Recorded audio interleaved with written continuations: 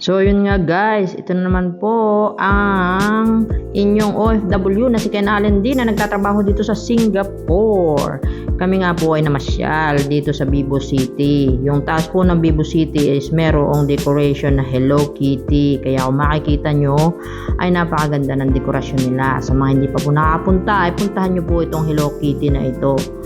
At kayo po hindi magsisisi. Tayo nga po ay may kasabihan. Kumain ka daw ng sitaw para matuto kang bumitaw. Sa taong ang mahal ay hindi ikaw.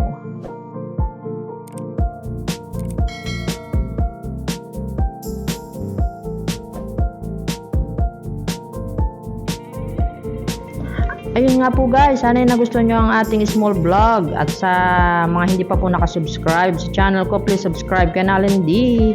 At huwag nyo pong kalimutang mag-like, share at comment sa ating channel. Maraming salamat po.